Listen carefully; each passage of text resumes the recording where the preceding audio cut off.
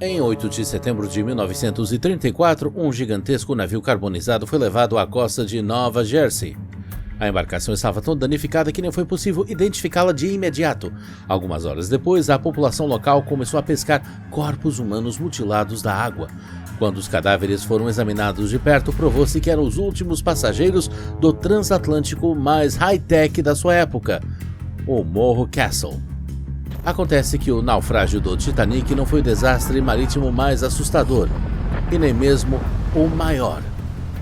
Então, quem é o responsável por um dos piores naufrágios da história?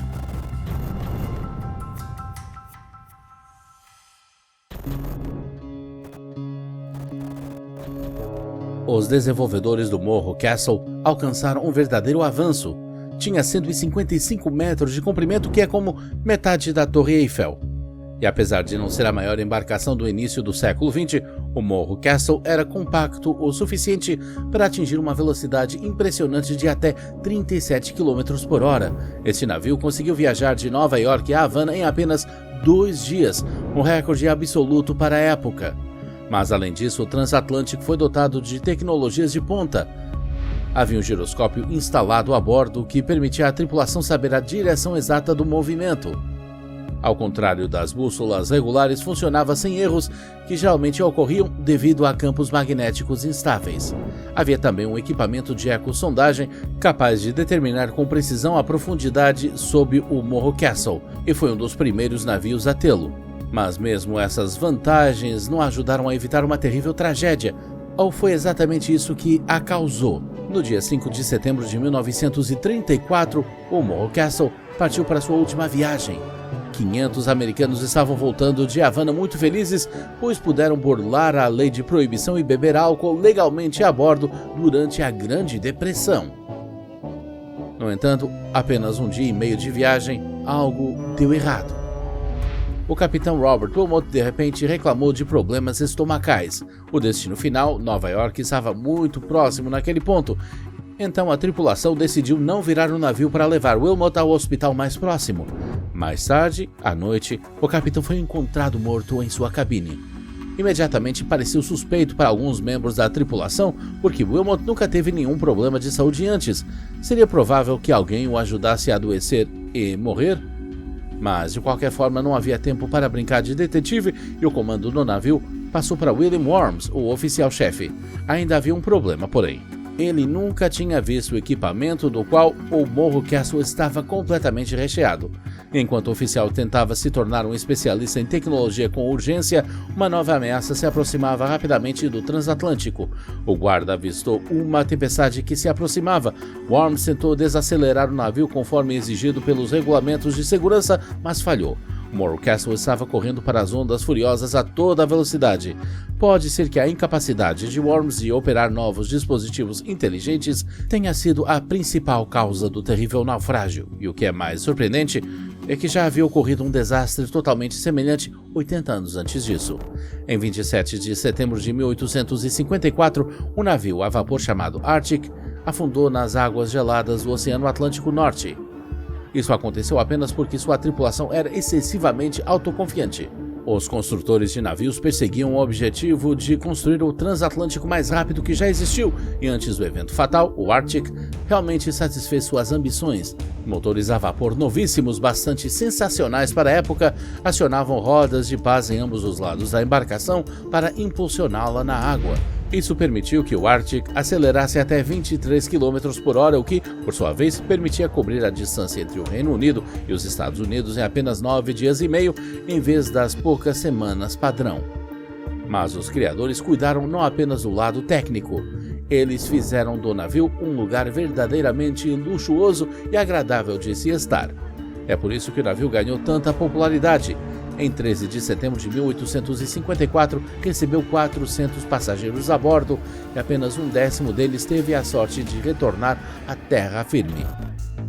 A rota do navio passou por Grand Banks, uma região do Oceano Atlântico na costa do Canadá, onde as águas quentes da corrente do Golfo se encontram com o ar frio do norte. É por isso que esta área está sempre coberta por um denso nevoeiro. Normalmente, os marinheiros tomam muito cuidado ao passar por este trecho da rota. Todos os marinheiros, exceto a tripulação do Arctic. O capitão James Luce nem mesmo ordenou reduzir a velocidade, ele apenas disse aos vigias para ficarem alertas. Este foi um bom conselho, pois logo eles realmente notaram a silhueta de outra embarcação envolta em névoa. Eles imediatamente informaram a equipe, mas era tarde demais. Movendo-se em alta velocidade, o Arctic colidiu com o Vesta, outro navio a vapor que transportava pescadores franceses.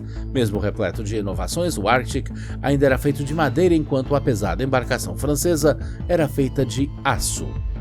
O arco de ferro do Vesta bateu no casco de madeira do Arctic como um ariete. Mas mesmo isso não confundiu a tripulação indiferente e não destruiu seu senso de superioridade. Além disso, após a colisão, aquele arco de aço mortal do Vesta simplesmente caiu. E como o Arctic era muito maior que seu oponente e tinha muitos compartimentos internos, a equipe garantiu aos passageiros que o navio não afundaria. Mas no final, aconteceu exatamente o oposto. O pequeno navio francês conseguiu se manter à tona, enquanto o Arctic começava a afundar rapidamente. O fato é que seus compartimentos internos também eram feitos de madeira e os danos foram tão graves que as tábuas não conseguiram conter a água do mar que entrava. Logo ficou evidente que o navio estava condenado. O Arctic carregava apenas 6 botes salva-vidas que acomodavam não mais do que 180 pessoas, menos da metade de todos os marinheiros e passageiros a bordo, e no entanto a equipe não conseguiu salvar nem mesmo esse número de viajantes. Lançados ao acaso, os barcos mal estavam cheios e geralmente eram ocupados inteiramente por tripulantes do sexo masculino, porque ao contrário dos passageiros sabiam para onde correr em pânico. Enquanto os homens faziam o possível para garantir um lugar em um dos barcos, todas as mulheres e crianças se afogaram na água gelada naquele cruzeiro. Apenas 61 pessoas tiveram a sorte de sobreviver ao naufrágio, e só o capitão ficou com os passageiros até o fim. De pé em cima de uma grande caixa de madeira, tentou controlar a equipe em pânico enquanto a água do mar entrava no navio. Talvez seja por isso que o destino teve pena dele. Depois que o navio virou, Luz conseguiu se agarrar àquela caixa de madeira e subiu à superfície. A corrente o levou instantaneamente para longe do local e o capitão passou 2 longos dias no Oceano Frio até que um navio que passava o resgatou. Seu filho, Willie Luce, de 11 anos, permaneceu no Arctic e morreu junto com outros passageiros que permaneceram a bordo. 80 anos depois, as tecnologias avançadas também falharam ao oficial-chefe Worms. Mas mesmo apesar de sua frustrante incompetência, o Morro Castle ainda teve uma chance de se manter à tona, e provavelmente teria conseguido se a tripulação não tivesse enfrentado outro problema. Por volta das 3 da manhã, enquanto o capitão recém-nomeado lutava contra a tempestade, os visitantes dentro da sala de fumantes da primeira classe notaram que a fumaça em algum ponto se tornou assustadoramente espessa. Descobriu-se que o incêndio havia começado a bordo do Morro Castle. E a fumaça engolfava a embarcação em um ritmo incrível. Tudo porque os construtores navais colocaram o luxo e o conforto acima de tudo, incluindo a segurança dos passageiros. O interior do transatlântico estava cheio de móveis folheados e seu convés coberto com tinta inflamável à base de óleo, uma fonte de energia perfeita para uma fera de fogo. A inexperiente equipe de marinheiros não fazia ideia de como conter um incêndio tão grande. Assim como a tripulação do Dona Paz, navio que naufragou em 20 de dezembro de 1987. A tragédia aconteceu na costa filipina às 10h30 da noite. A maioria dos passageiros já estava dormindo naquele momento, então o capitão pensou que poderia sentar e relaxar um pouco também.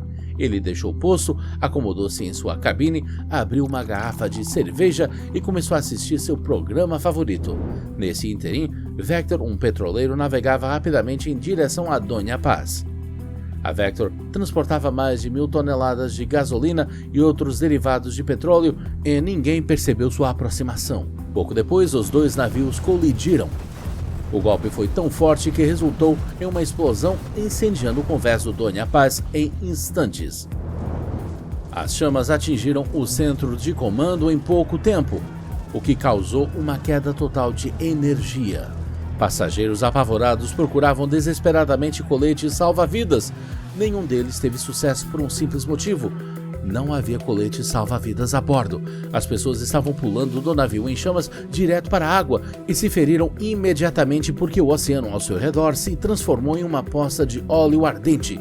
Dificilmente havia qualquer chance de permanecer vivo em condições como aquelas, mas mesmo as poucas almas afortunadas foram deixadas sozinhas, sem qualquer ajuda, porque os serviços costeiros souberam do desastre apenas um dia depois.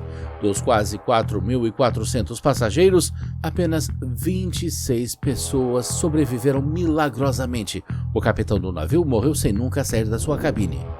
Algum tempo depois, a National Geographic apelidou esse evento de Titanic da Ásia. Se compararmos o número de vítimas, o naufrágio do Dona Paz ceifou 3 vezes mais vítimas do que a mais famosa tragédia marítima da história. No entanto, se o motivo era bastante claro, um acidente com um petroleiro que transportava substâncias altamente inflamáveis, ainda não se sabe o que realmente causou o incêndio do Morro Castle.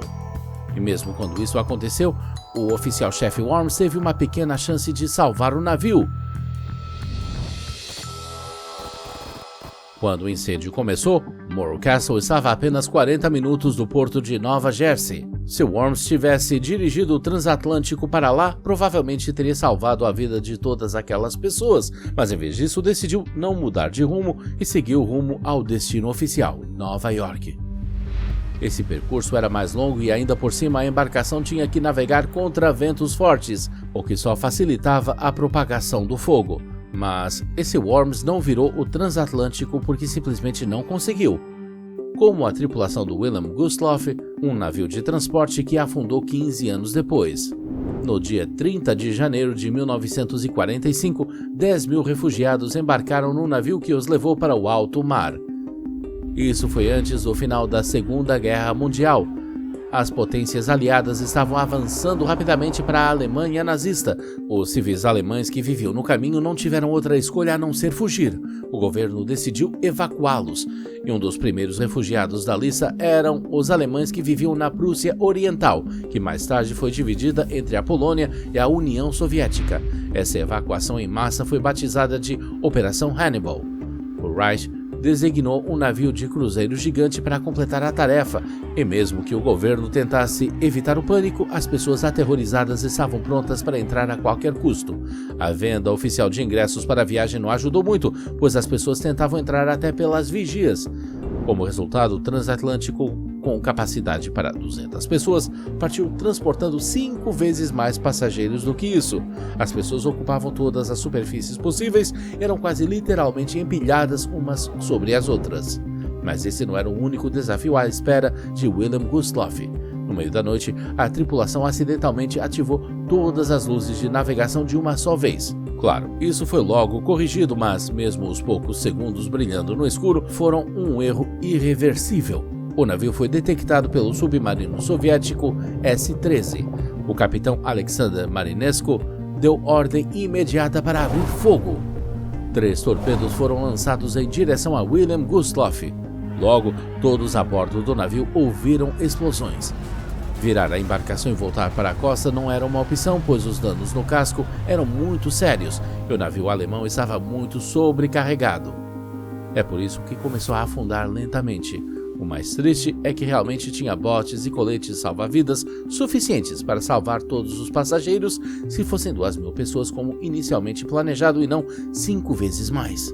Naquela noite, o navio se tornou uma arena de jogos vorazes da vida real.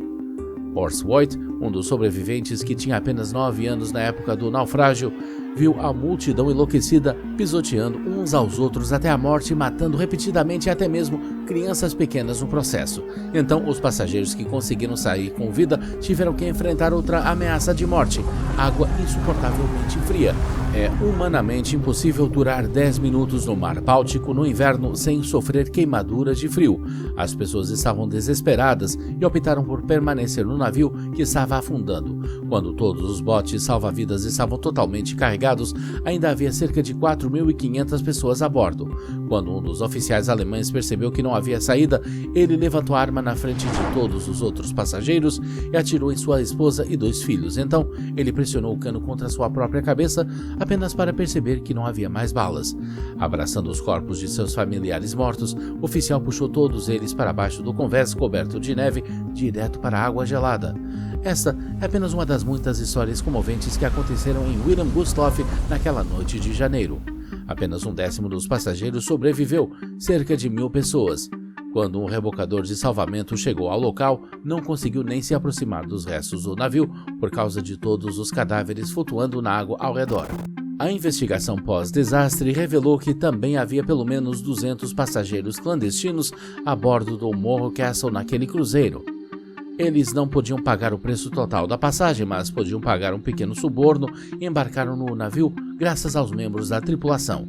Esses passageiros ilegais foram a principal razão pela qual o Morro Castle não pôde ser atracado na costa mais próxima. Na verdade, pode haver ainda mais deles. Segundo o relatório oficial, 137 passageiros e tripulantes morreram no desastre. No entanto, exceto por clandestinos regulares, americanos que subornavam para entrar a bordo, havia também centenas de crianças cubanas escondidas em brigues.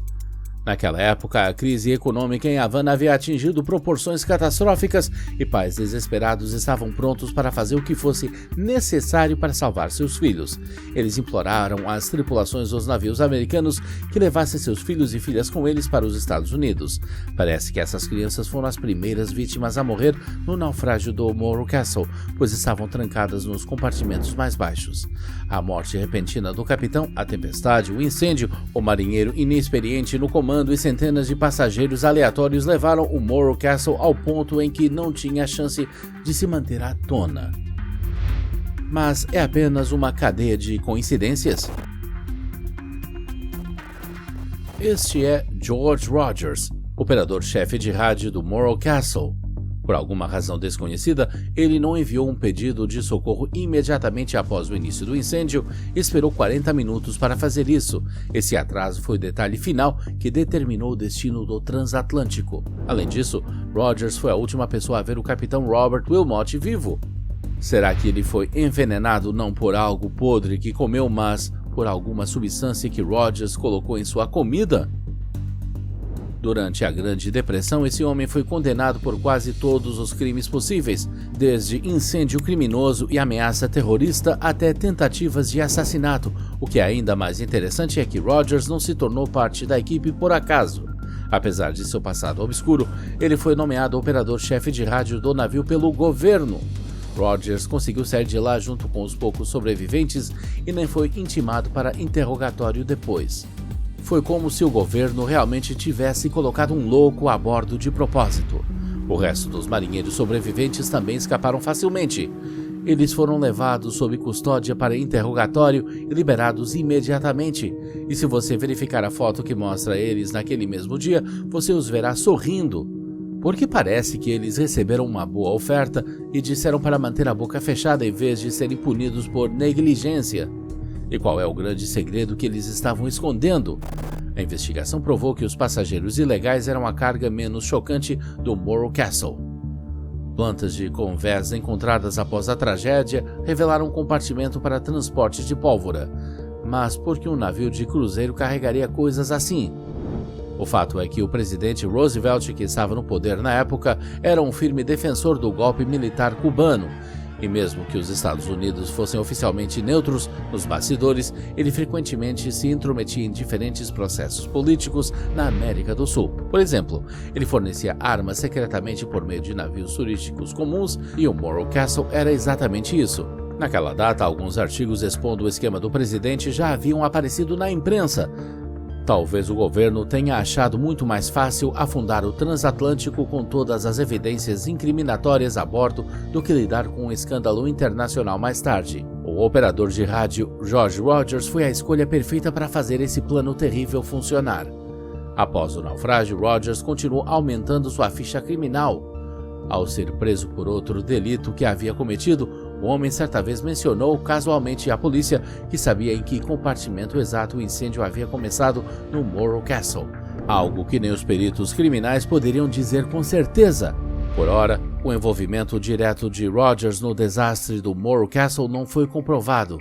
Mas uma coisa é certa, mesmo o cenário mais luxuoso pode sempre ser um simples disfarce para algo formidável. E se você acha que tais naufrágios se tornaram uma coisa do passado, em nosso mundo moderno e progressista, não tire conclusões precipitadas. Este fabuloso navio de cruzeiro chamado Costa Concórdia afundou não faz muito tempo, em 2012. 33 pessoas morreram naquela catástrofe e pelo menos 65 ficaram feridas. 6 anos depois, em 2018, a balsa de passageiros Excellent colidiu com um cais de carga no porto de Barcelona. Isso levou ao incêndio que durou horas, até que os serviços especiais finalmente o extinguiram. E apenas um ano depois, um acidente surpreendentemente semelhante aconteceu no porto de Veneza. Só que dessa vez não era uma embarcação comum, era um navio maciço com vários pisos que perdeu o controle e bateu em um cais. Agora me diga, você vai pensar duas vezes antes de reservar um lugar em um cruzeiro marítimo?